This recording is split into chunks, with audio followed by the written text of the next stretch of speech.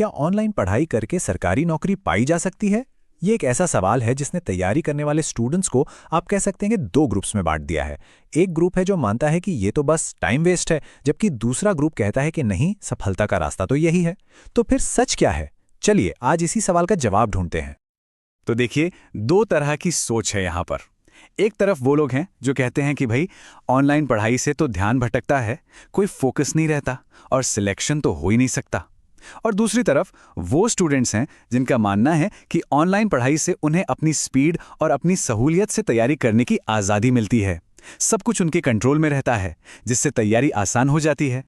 सच कहूं तो मैं भी दूसरे ग्रुप की बात से ही सहमत हूं। ऑनलाइन पढ़ाई की जो सबसे बड़ी ताकत है वो है इसका लचीलापन, मतलब फ्लेक्सिबिलिटी। आपको कब पढ़ना है, क्या पढ़ना है और कितना पढ़ना है, ये सब कुछ आप खुद तय कर सकते हैं। और ये आज़ादी ऑफलाइन कोचिंग में मिलना ज़रा मुश्किल है। लेकिन यहीं पर एक पेंच है। यही फ्लेक्सिबिलिटी जो इसकी सबसे बड़ी ताकत है ना, कई स्टूडेंट्स के लिए सबसे बड़ी कमजोरी बन जाती है। अब आप पूछेंगे क्यों? क्योंकि जब सारे फैसले खुद लेने होते हैं तो एक तरह की डिसीजन फटीग यानी फैसला लेने की थकान होने लगती है। और ऊपर से ऑफलाइन कोचिंग जैसा कोई बाहरी दबाव तो होता नहीं, इसलिए फोकस बिगड़ जाता है और स्टूडेंट्स ऑनलाइन मौजूद हजारों लाखों चीजों के जाल में कहीं खो जाते हैं। तो फिर ऑनलाइन पढ़ाई में कामयाब होने का पहला और सबसे जरूरी कदम है पूरी तरह से स्पष्टता यानी क्लैरिटी हासिल करना। ये जानना कि लक्ष्य क्या है और वहां तक पहुंचने का रास्ता क्या होगा। यही है आपकी सफलता की नींव। ये एक बहुत ही जबरदस्त सवाल है, सोचने वाली बात है। कई स्टूडेंट्स बिना सोचे समझे बस पढ़ना शुरू कर देते हैं। जो भी सामने आया उसे पढ़ लिया। ये ठीक वैसा ही है जैसे कोई जंग की तैयारी तो कर रहा है, लेकिन उसे ये पता ही नहीं कि उसका दुश्मन कौन है और जंग किस मैदान पर कैसे लड़ी जाएगी। तो ये क्लैरिटी आएगी कैसे? इसके लिए 3 सिंपल स्टेप्स हैं।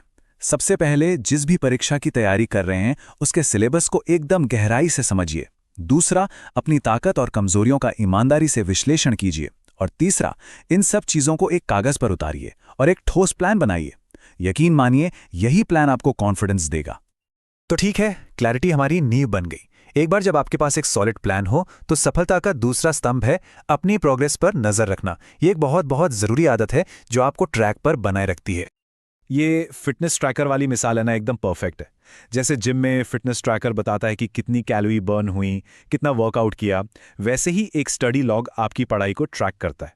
जब कोई अकेले कमरे में बैठकर पढ़ रहा होता है तो ये जानना बहुत जरूरी हो जाता है कि कितनी प्रगति हुई है। ये खुद को मोटिवेट करने का सबसे अच्छा तरीका है, सच में। और इसे करने का तरीका भी बहुत आसान है। सबसे पहले महीने के लिए एक विषयवार लक्ष्य तय कर लीजिए। फिर उस बड़े लक्ष्य को हर दिन के छोटे छोटे कामों में तोड़ लीजिए। और हां, दिन के आखिर में एक नोटबुक में यह जरूर लिखिए कि आज क्या क्या पूरा किया। इससे प्रोडक्टिविटी तो बढ़ेगी ही, मोटिवेशन भी बना रहेगा। अपनी प्रोग्रेस को ट्रैक करने से ये तो पता चल गया कि हमने क्या पढ़ा। अब बात करते हैं कि कैसे पढ़ना है ताकि वो चीज दिमाग में बैठ जाए। और यहीं पर हमारा तीसरा सिद्धांत काम आता है, अपने खुद के नोट्स बनाना, जो सीखने का एक बहुत ही शक्तिशाली तरीका है। ये सवाल अक्सर मन में आता है ना, कि भाई जब सर के दिए हुए नोट्स और इतनी सारी पीडीएफ्स मौजूद हैं तो फिर से लिखने का ये झंझट क्यों पालें? ये एक बहुत ही वाजिब सवाल है और इसका जवाब जानना भी उतना ही जरूरी है। चलिए समझते हैं कि ये इतना जरूरी क्यों है। देखिए, जब कोई सिर्फ पीडीएफ पढ़ता है तो वो पैसिव लर्निंग होती है, मतलब बस देख रहे हैं और ऐसी चीजें जल्दी भूल जाती हैं। लेकिन जब किसी टॉपिक को समझकर अपनी भाषा में नोट्स बनाए जाते हैं तो वो कॉन्सेप्ट सिर्फ कॉपी में नहीं बल्कि दिमाग में भी गहराई से छप जाता है। इसे कहते हैं एक्टिव लर्निंग, और ये आपको क्लास के दौरान सतर्क और अटेंटिव भी रखती है।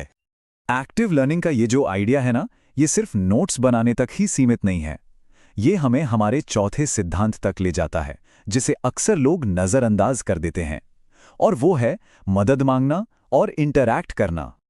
ऑनलाइन पढ़ाई में जो सबसे आम गलती होती है वो यही है कि स्टूडेंट्स बस एक तरफ से स्क्रीन को देखते रहते हैं और लेक्चर सुनते जाते हैं।